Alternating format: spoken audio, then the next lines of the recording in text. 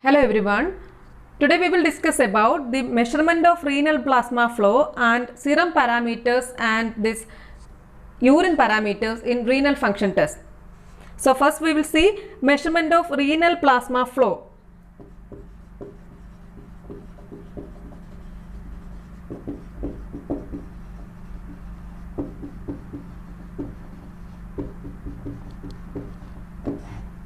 That is RPF. Measurement of renal plasma flow. This include para-aminohippurate test and filtration fraction. First one is para-aminohippurate test.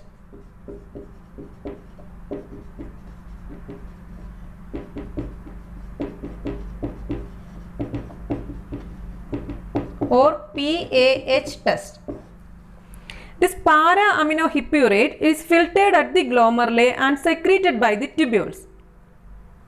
This PAH, that is para-aminohippurate, is filtered at the glomeruli and is secreted by the tubules. Then at low blood concentration of plasma, this PAH is removed completely during a single circulation of blood through the kidneys. At low blood concentration of plasma, this para-aminohippurate is removed completely during a single circulation of blood through the kidneys. So this para-aminohippurate clearance at low blood levels, that measures the renal plasma flow. Normal value of this renal plasma flow is equal to 574 ml per minute. 574 ml per minute. So this pH clearance at low blood levels, this measures the renal plasma flow. That is para-aminohippurate test. Next one is filtration fraction.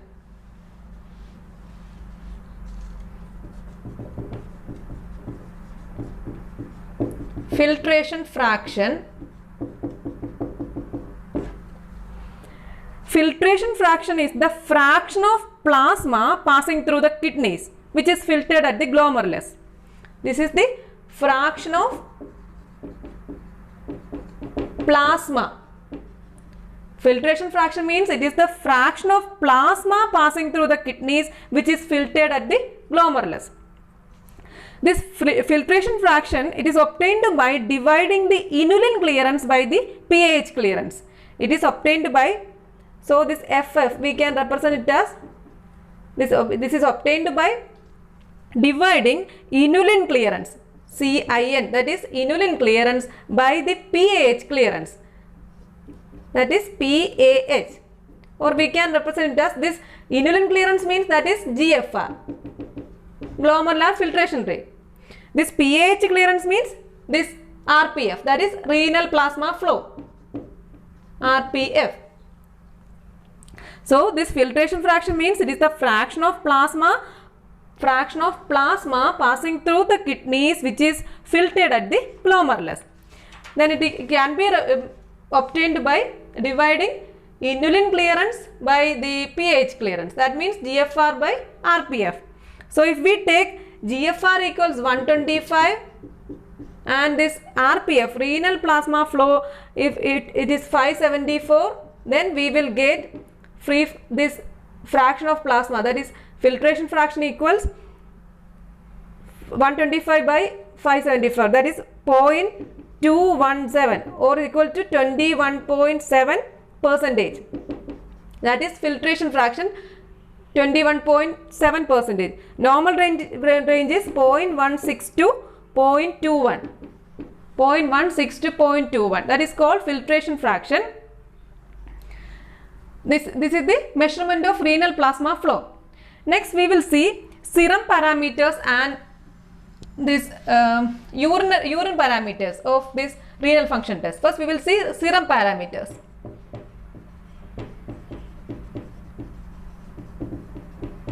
Serum parameters, mainly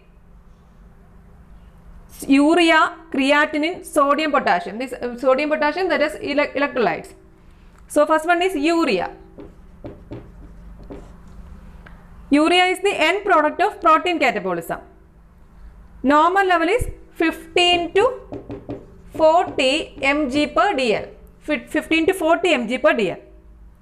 This is this increase in urea causes can be divided into three. That is pre-renal, renal, and post-renal. 15 to 40 is the normal level. Increase in urea or the causes of urea increase can be divided into three. That is pre-renal, renal, and post-renal conditions. Pre-renal conditions include diarrhea, vomiting,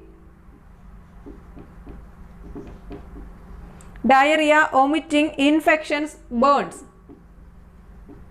Infections, burns, etc. Then renal conditions include glomerulonephritis,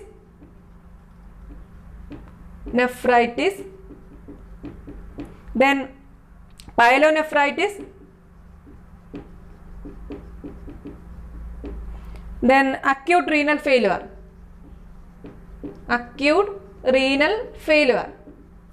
These are the renal conditions. Coming to post-renal conditions, this include tumor, then this tuberculosis of ureter, bladder, and urethra, then stricture. These are the three conditions: pre-renal, renal, and post-renal conditions of the increase in the concentration of urea. So this is the first parameter, first serum parameter. Next one is creatinine.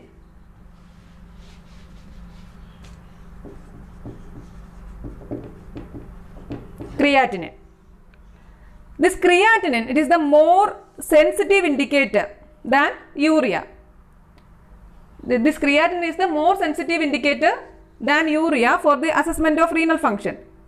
This creatinine is neither reabsorbed nor secreted from the proximal convoluted tubule. It is neither reabsorbed nor secreted.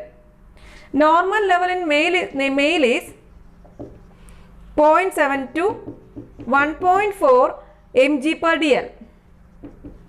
In female, it is about 0.6 to 1.3 mg per dl. This creatinine value increase in glomerulonephritis, nephrotic syndrome, pyelonephritis, tumor, and this tuberculosis of urethra. This is another parameter, that is creatinine. Then another parameters include sodium and potassium. These are electrolytes. Sodium and potassium. Normal value of sodium is 135 to 150 millimole per liter. Then this is sodium. Then normal volume of potassium is 3.5 to 5 millimole per liter. 3.5 to 5. So these are the main parameters, serum parameters, which are used for the assessment of kidney functions. That means urine, creatinine, and electrolytes such as sodium and potassium. Then coming to the urine parameters,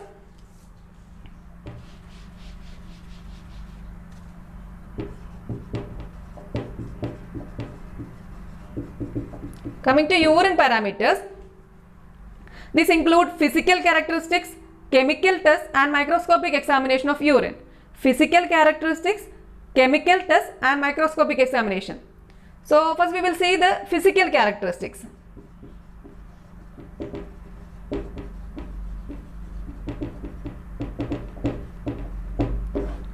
This include oleum,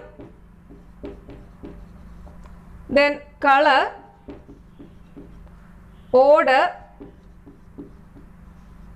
then comes specific gravity, then pH.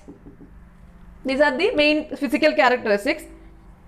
So coming to volume, daily output of urine is 800 to 2500. 800 to 2500 ml. This is the daily output. Average is 1500 ml per day. Daily output is 800 to 2500 ml. and average is about 1500 ml per day. If urine volume is more than 2500 ml, it is known as polyuria. More than 2500, it is known as polyuria. It is seen in diabetes mellitus and chronic glomerulonephritis. Second condition is oliguria.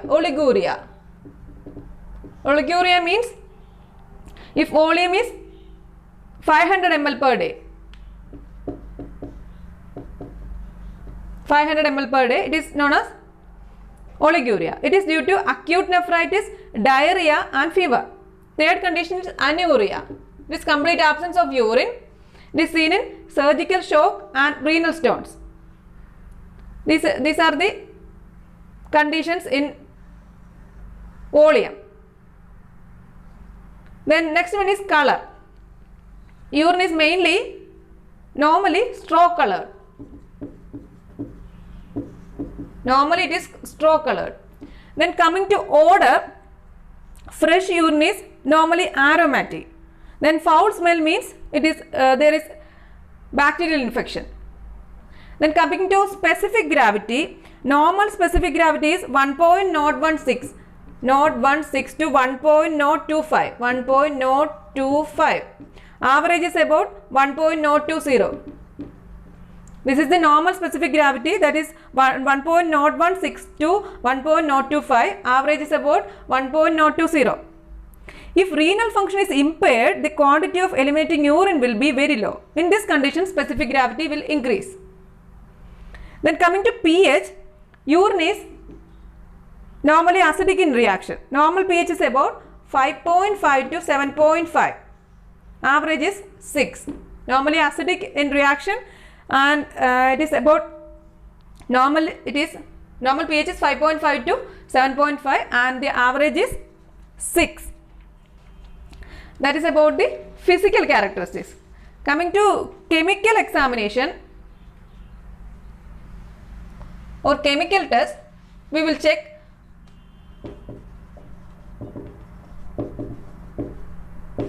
glucose, then protein, blood, bile salts, then comes bile pigments,